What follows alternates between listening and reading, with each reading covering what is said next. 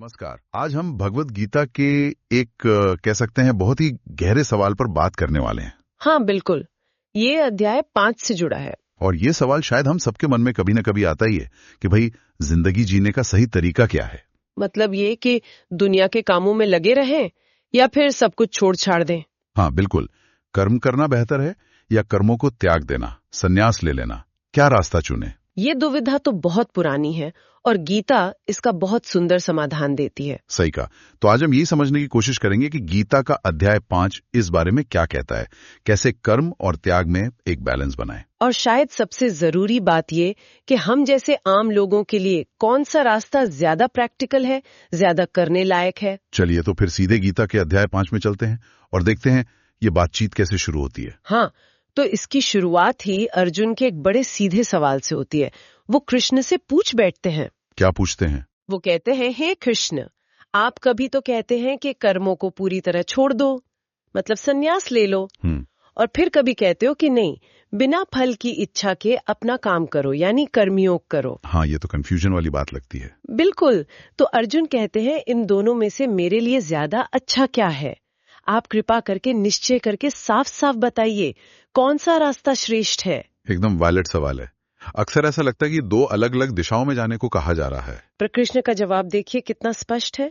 वो कहते हैं, अर्जुन देखो, कर्मों का संन्यास यानी उन्हें छोड़ देना और कर्मयोग यानी निस्वार्थ भाव से उन्हें करना, हाँ।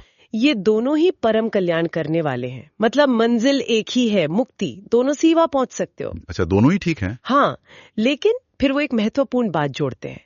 कहते हैं, परंतु उन दोनों में भी कर्म संन्यास से कर्मयोग साधन में सुगम होने से श्रेष्ठ है।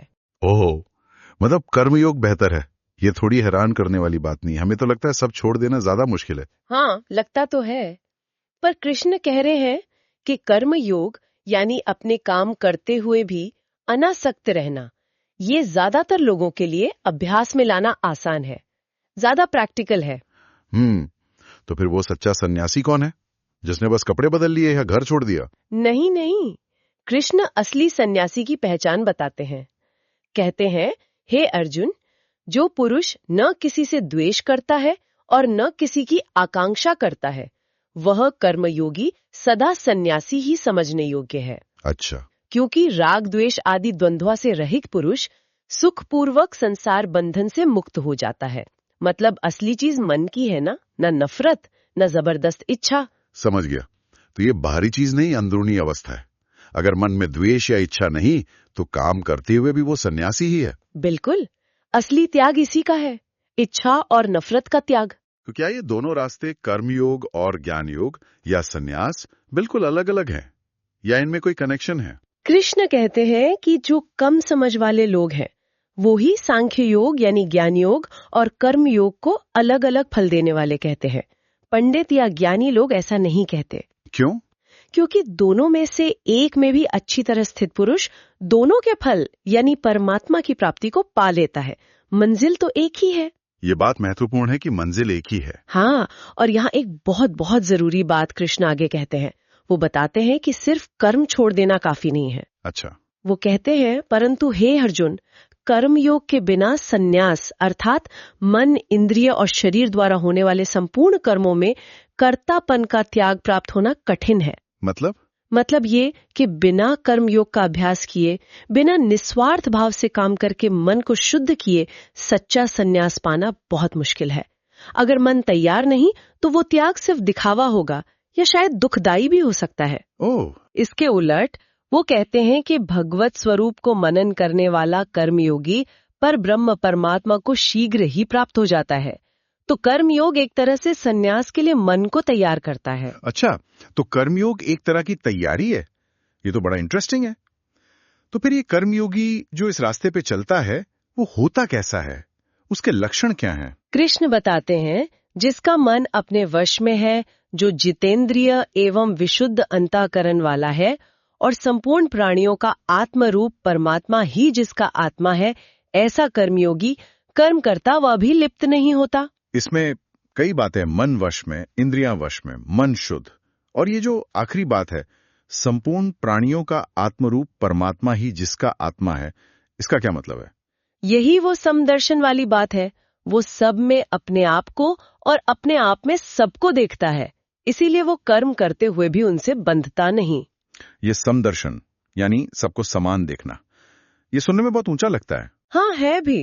कृष्ण आगे और स्पष्ट करते हैं, कहते हैं कि वो तत्व को जानने वाला सांख्य योगी तो देखता हुआ, सुनता हुआ, स्पर्श करता हुआ, सूंघता हुआ, भोजन करता हुआ, गमन करता हुआ, सोता हुआ, श्वास लेता हुआ, मतलब सारे रोजमर्रा के काम। हाँ, बोलता हुआ, त्यागता हुआ, ग्रहण करता हुआ तथा आंखों को खोलता और मूंदता हुआ भी सब इंद्रियां अपने अपने अर्थों में बरत रही हैं।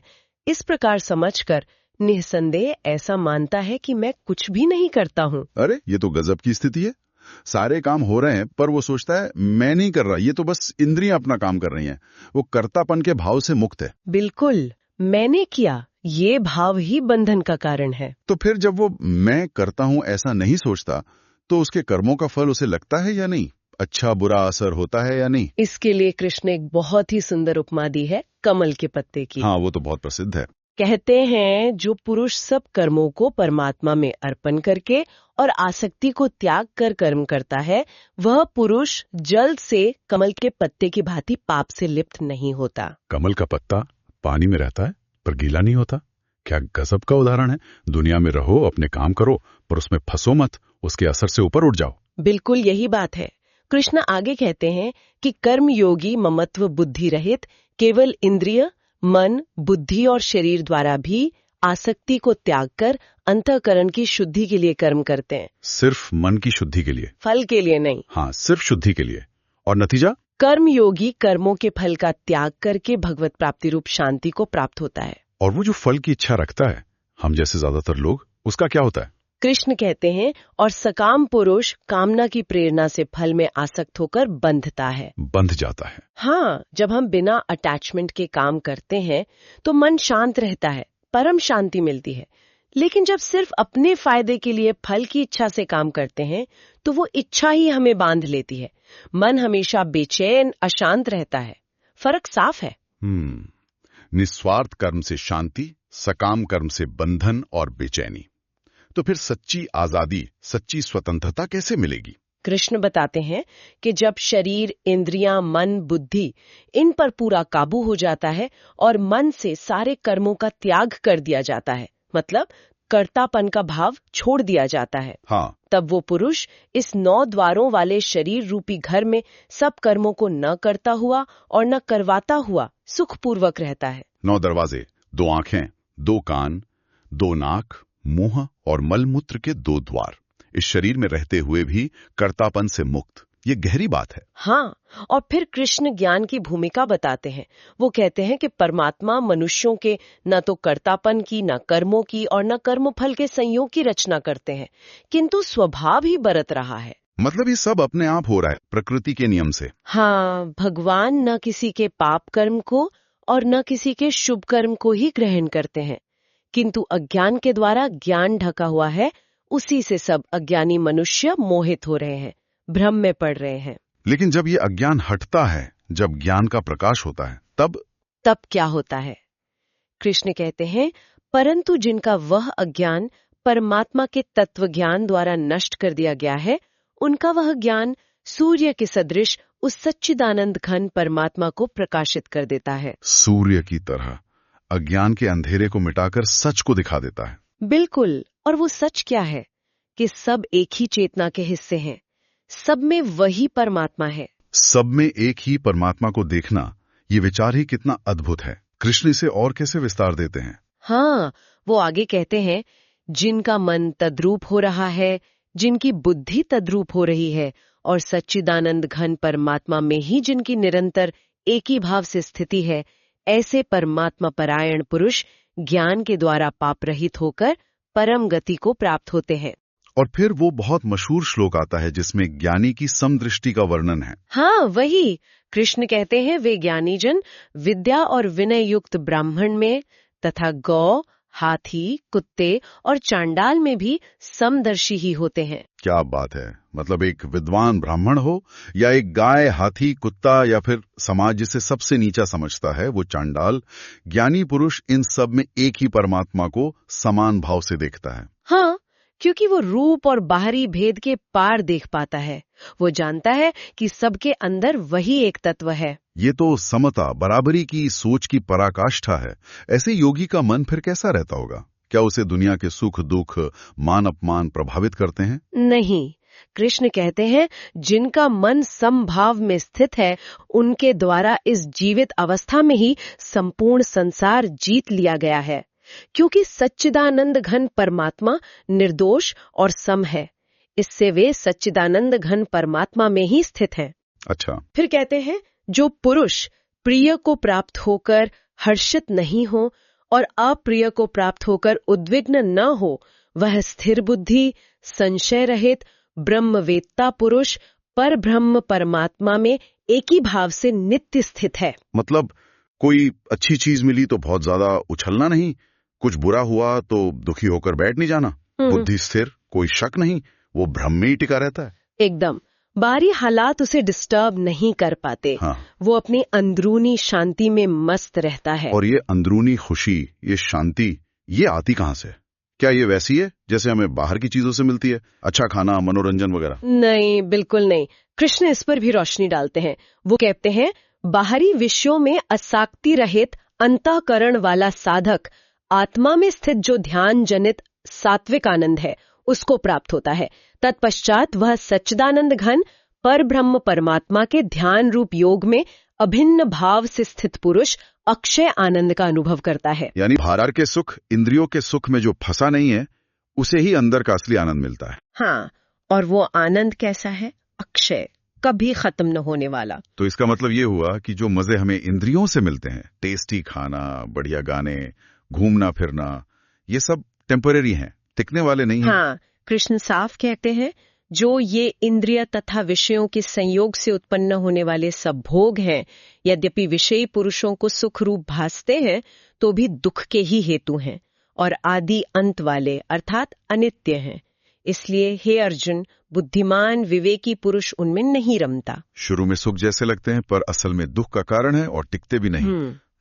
तो समझदार आदमी इनमें नहीं फंसता। सही, असली टिकाऊ खुशी तो अंदर है, आत्मा से जुड़ने में है। तो फिर इस असली अंदर वाली खुशी को पाने के लिए क्या करना जरूरी है? ये जो इच्छाएं हैं, गुस्सा है, इनका क्या करें? कृष्ण इसका भी उपाय बताते हैं।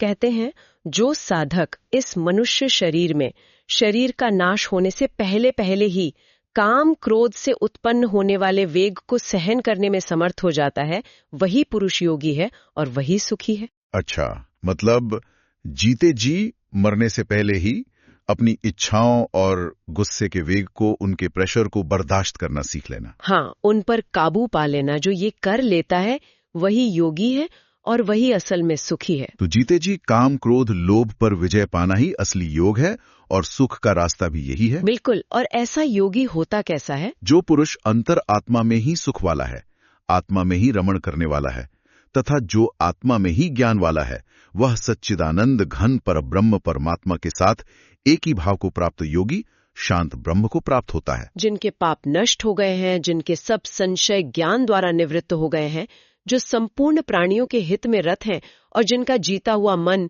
निश्चल भाव से परमात्मा में स्थित है, वे ब्रह्मवेत्ता पुरुष शांत ब्रह्म को प्राप्त होते हैं। और काम क्रोध से रहित जीते हुए चित्त वाले पर ब्रह्म परमात्मा का साक्षात्कार किए हुए ज्ञानी पुरुषों के लिए सब ओर से शांत पर ब्रह्म परमात्मा ही परिपूर्ण है। तो जो अपनी इच्छाओं और गुस्से पर काबू पा लेते हैं, वे यहीं इसी जीवन में शांति और शाश्वत आनंद पाते हैं और शरीर छोड़ने पर परम सत्य में लीन हो जाते हैं। हाँ, और इस अवस्था तक पहुंचने के लिए कृष्ण ध्यान का एक संक्षिप्त तरीका भी बताते हैं। ध्यान का तरीका? हाँ, अध्याय 5 में। हाँ, बिल्कुल अंत में। कहते हैं बाहर के विषय भोगों को न चिंतन करता हुआ बाहर ही निकालकर और नेत्रों की दृष्टि को भ्रुकुटी के बीच में स्थित करके तथा नासिका में विचरने वाले प्राण और अपान वायु को सम करके। अच्छा, ये तो ध्यान की एक प्रक्रिया लग रही है। हाँ, जिसने इंद्रियों, मन और बुद्धि को जीत लिया है, ऐसा जो मोक्ष परायण मुनि इच्छा, भय और क्रोध से रहित हो गया है, वो सदा मुक्त ही है। इंद्रियों को बाहर से हटाना, ध्यान को भुवों के बीच लाना, सांस को नियंत्रित करना और मन बुद्धि को जीतना। हाँ, और इस सबका, इस पूरी साधना का, इस ज्ञान का, कर्मयोग का अंतिम फल क्या है? परम शांति कैसे मिलती है? वो कैसे? कृष्ण कहते हैं, मेरा भक्त मुझको सब यज्ञ और तपों का भोगने वाला, संपूर्ण लोकों के ईश्वरों का भी ईश्वर तथा संपूर्ण प्राणियों का सुहृद अर्थात स्वार्थ रहित दयालु और प्रेमी, ऐसा तत्व से जानकर शांति को प्राप्त होता है। जब भक्त या योगी ये जान लेता है कि ईश्वर ही हर यज्ञ हर तप का अंतिम भोक्ता है, वही सारे लोगों का स्वामी है और सबसे बड़ी बात वो सबका सच्चा बिना स्वार्थ वाला दोस्त है, हाँ, सुहृद है, तब उसे परम शांति मिलती है। ये समझ के कि भगवान हमारे दुश्मन नहीं, हमारे सबसे बड़े हितैषी हैं, यही शांति लाता है। बिल्कुल। इसे अगर हम रोजमर्रा की जिंदगी में देखें, हाँ, कोई उदाहरण? मान लीजिए कोई अपने ऑफिस में काम कर रहा है। हाँ, अगर वो ये सोचकर काम करे कि भाई ये काम मेरी जिम्मेदारी है, मैं इसे अच्छे से करूंगा, अपने परिवार के लिए, समाज के लिए और एक तरह से ईश्वर की सेवा समझकर करूंगा, और वो प्रमोशन या रिजल्ट के पीछे एकदम पागल नहीं है, न ही फेल होने से बहुत डरता है, बस अपना काम ईमानदारी से कर रहा है, फल की चिंता किए बिना, तो ये कर्म योग का एक रूप हुआ ना? हाँ, कह सकते हैं। वो काम कर रहा है पर फल में चिपका हुआ नहीं है। सही। और इसका उल्टा सोचिए, कोई आदमी है जिसने दुनिया छोड़ दी, जंगल चला गया, हाँ, लेकिन मन में अभी भी वही पुरानी इच्छाएं हैं, दुनिया की चीजों की मान बढ़ाई की या लोगों के लिए गुस्सा या नफरत भरी है, तो क्या वो सच्चा त्यागी या सन्यासी हुआ? नहीं, बिल्कुल नहीं। भले ही उसने बाहर से सब छोड़ दिया हो। तो असली खेल तो मन का है। बाहर से आप क्या कर रहे हैं, उससे ज्यादा जरूरी है कि अंदर मन की स्थिति क्या है। ये उदाहरण बिल्कुल साफ कर देता है। तो इस पूरी चर्चा का अगर हम सार निकालें, निचोड़ देखें, तो अध्याय 5 की मुख्य बातें क्या हुई? हाँ, देखिए, पहली बात तो ये कि असली सन्यास का मतलब काम छोड़ना नहीं है। असली मतलब है काम करते हुए उसके फल की इच्छा और उससे लगाव छोड़ना, कर्तापन का भाव छोड़ना। ठीक है, और दूसरी? ये ज्यादातर लोगों के लिए सन्यास लेने से ज्यादा आसान और प्रैक्टिकल रास्ता है मुक्ति पाने का। तीसरा पॉइंट? तीसरा, सच्चा योगी या ज्ञानी वो है जो सबको समान दृष्टि से देखता है, जिसे समदर्शन कहा गया। ब्राह्मण से लेकर चांडाल तक, गाय से लेकर कुत्ते तक, सब में एक ही परमात्मा को देखता है। ये बहुत ऊंची अवस्था है। और चौथी बात? चौथी, कि मन की शांति दुनिया से भागने में नहीं है, बल्कि दुनिया में रहते हुए ही बिना उसमें फंसे अपने काम करने से मिलती है। जैसे वो कमल का पत्ता पानी में रहकर भी गीला नहीं होता। बिल्कुल। और आखिरी, सबसे जरूरी बात? पांचवी और शायद सबसे महत्वपूर्ण बात यह है कि जब हम ये समझ लेते हैं, ये जान लेते हैं कि ईश्वर ही सब यज्ञों के असली भोक्ता हैं, सारे लोकों के परम स्वामी हैं और हम सबके सच्चे निस्वार्थ मित्र हैं। हाँ। और जब हम खुद को, अपने कर्मों को उन्हें समर्पित कर देते हैं, तभी हमें असली मुक्ति और परम शांति मिलती है। तो मतलब बॉटम लाइन यही है कि जीवन से पलायन करना, भागना कोई हल नहीं है। बिल्कुल नहीं। सबसे अच्छा तरीका है कि जीवन में डटे रहें, अपने हिस्से के जो भी काम हैं, जो कर्तव्य हैं, उन्हें एक तरह से ईश्वर की सेवा समझकर, हाँ, सेवा भाव से, बिना किसी पर्सनल गेन की इच्छा के, पूरी निष्ठा से करें। एकदम। यही आंतरिक शांति का और अंतिम लक्ष्य यानी मोक्ष का पक्का रास्ता है। भगवद गीता का अध्याय 5 हमें यही सिखाता है। वाकई भगवद गीता के अध्याय 5 पर यह चर्चा बहुत ही गहरी और बहुत सी चीजों को साफ करने वाली रही। खासकर ये कर्म और त्याग का संतुलन और कर्म योग का ज्यादा व्यवहारिक होना, ये बातें बहुत अच्छे से समझ में आई। हाँ, ये अध्याय हमें प्रैक्टिकल तरीका सिखाता है जीवन जीने का। अच्छा, अंत में जो श्रोता हमें सुन रहे हैं, उनके लिए एक सवाल छोड़ना चाहूंगी, सोचने के लिए। जरूर। सवाल इसी चर्चा से जुड़ा है।